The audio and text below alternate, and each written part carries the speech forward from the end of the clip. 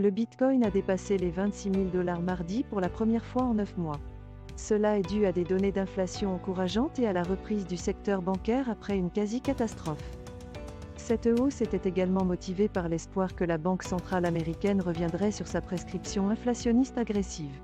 Les traders d'options ont envisagé des mouvements aussi explosifs pour le BTC tout au long de 2023.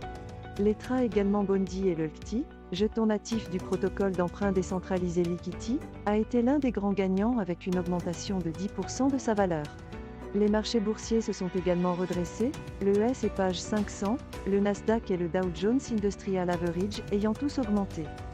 Cet article examine les forces du marché qui ont contribué à la hausse du Bitcoin au-dessus de 26 000 $ mardi, pour la première fois en 9 mois. Des facteurs tels que la publication de l'indice des prix à la consommation de février et la décision des régulateurs bancaires et financiers américains de protéger les déposants de la Silicon Valley de la signature banque qui se sont effondrés ont renforcé la confiance des investisseurs et fait grimper le prix du Bitcoin. En outre, les marchés boursiers ont également réagi positivement, le S&P 500, le Nasdaq et le Dow Jones Industrial Average ayant tous clôturé en territoire positif. Les traders du marché des options ont anticipé une nouvelle tendance à la hausse du Bitcoin dans les années à venir. D'autres crypto-monnaies telles que l'Ether et le Liquity ont également enregistré des gains, le LTI ayant augmenté de 10%.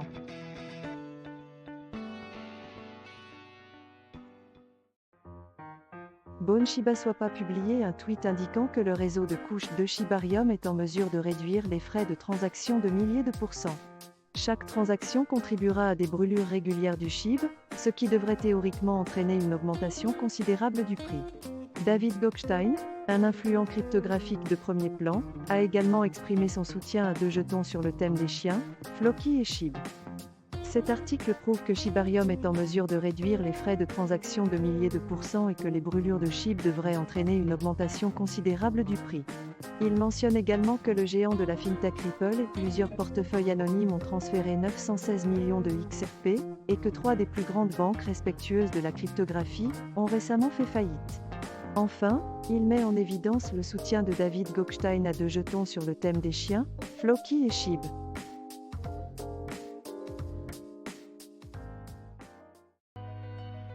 Les cours du Bitcoin ont chuté après avoir atteint un sommet de plusieurs mois en raison du léger ralentissement des chiffres de l'inflation et de l'incertitude du secteur bancaire.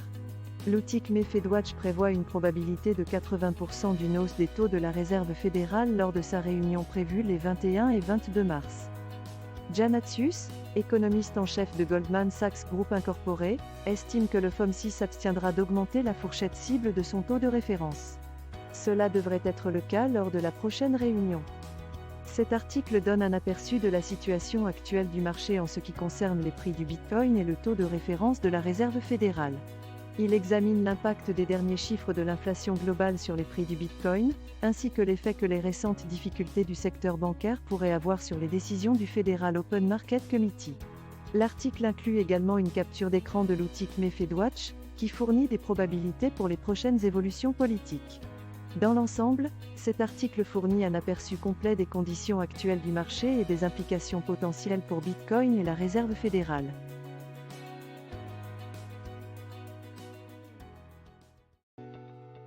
Reddit a connu une panne majeure d'environ 6 heures qui a empêché les utilisateurs de bureaux et mobiles de naviguer sur le site web. Après avoir identifié un problème interne et mis en œuvre un correctif, la plateforme était de nouveau opérationnelle et semble fonctionner normalement. Les subreddits populaires liés aux crypto-monnaies incluent Air Cryptocurrency, Air Bitcoin et Air Crypto Market. Le Bitcoin, l'Ether et l'USD Coin ont été les crypto-monnaies les plus populaires sur Reddit au cours des dernières 24 heures. Cet article est un rapport précis et informatif sur la récente panne majeure de Reddit, qui a duré près de 6 heures. Reddit a reconnu le problème et a pu identifier et mettre en œuvre un correctif afin de remettre la plateforme en ligne. Le site web et son contenu semblent désormais fonctionner normalement. Cette panne était particulièrement préoccupante pour les investisseurs et les passionnés de crypto-monnaies, car nombre d'entre eux fréquentent la plateforme pour discuter et s'informer. L'article fournit également une liste des crypto-monnaies les plus populaires sur Reddit au moment de la rédaction.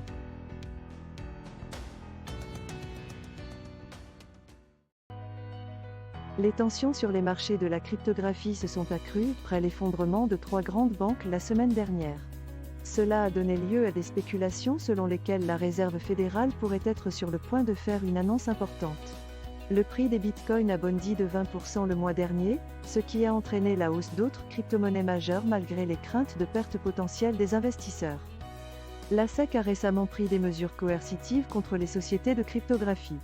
Cela a suscité des critiques de la part de l'industrie de la cryptographie selon lesquelles les États-Unis n'adoptaient pas l'innovation et que des directives claires étaient nécessaires. L'ancien responsable de l'application des lois sur Internet à la SEC a mis en garde contre un éventuel carnage dévastateur chez les investisseurs.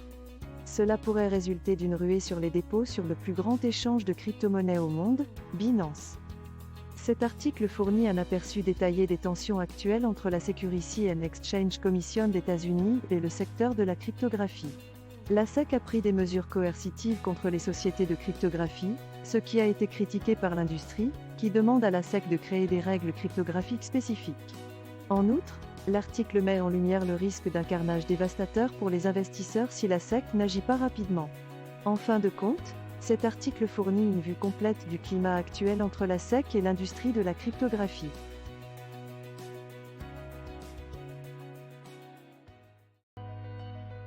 Face aux inquiétudes croissantes concernant les banques traditionnelles, Morgan Stanley affirme que les détenteurs de Bitcoin devraient être protégés contre le risque de contrepartie. Les portefeuilles privés fournissent un niveau de sécurité supplémentaire pour une telle protection. Bien que le Bitcoin ne fonctionne pas indépendamment du système bancaire traditionnel, il a connu une hausse de prix. Cela est dû au transfert de capitaux du monde bancaire fiduciaire traditionnel vers le monde de la cryptographie. Malgré le fait qu'il ait besoin de banques pour faciliter les flux vers le marché des crypto-monnaies, le prix du Bitcoin réagit toujours à la politique de la Banque centrale. La semaine dernière, l'actif a chuté aux côtés des actifs risqués et des actions bancaires. Cependant, la récente hausse était probablement due à une compression à court terme plutôt qu'à un changement fondamental de la dynamique des transactions. Cet article fournit une analyse de la performance du Bitcoin à la lumière des récentes actualités concernant les institutions bancaires traditionnelles. Le rapport de recherche de Morgan Stanley indique que le Bitcoin a été conçu pour permettre aux gens de stocker de la valeur sans avoir besoin d'intermédiaires, mais que son prix est toujours fortement influencé par la liquidité bancaire en dollars américains. Cela s'explique par le fait que le capital passe des banques fiduciaires traditionnelles au monde de la cryptographie, en raison de l'expansion monétaire des banques centrales. Malgré cela, Bitcoin a réagi négativement à la nouvelle des fermetures de banques la semaine dernière, mais s'est redressé lorsque la Réserve fédérale et le Trésor ont annoncé leur intention de soutenir le secteur bancaire. L'article note également que la hausse était probablement due à une compression à court terme plutôt qu'à un changement fondamental de la dynamique commerciale.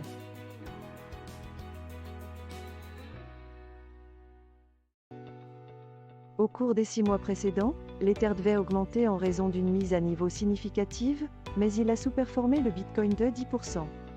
Ce manque de performance s'est reflété dans les données sur les dérivés de l'ETH. Cela indique que les traders n'avaient guère confiance dans les paris à effet de levier et hésitaient à placer des paris haussiers ou baissiers. Le prochain hard fork de Chapella pourrait avoir une conséquence négative, avec un potentiel de déblocage de 1,76 million d'ETH. Cependant, le nombre de validateurs pouvant sortir est limité. Cet article fournit une analyse approfondie des performances d'Ether au cours des 6 derniers mois et fournit des informations clés sur le sentiment du marché des traders professionnels au 15 mars 2023. Il détaille également les mises à niveau techniques apportées au réseau Ethereum au cours des 6 derniers mois, ainsi que l'impact potentiel du hard fork Chapella en avril. L'article examine également les données sur les produits dérivés pour comprendre le sentiment des investisseurs, et montre que les traders hésitent à placer des paris haussiers ou baissiers.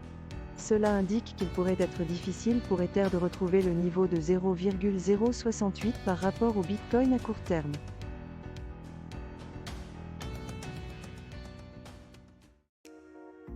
JW.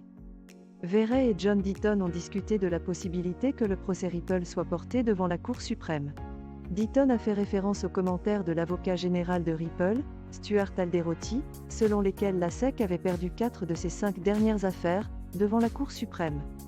Ils ont également félicité les détenteurs de XRP pour leur soutien dans le procès.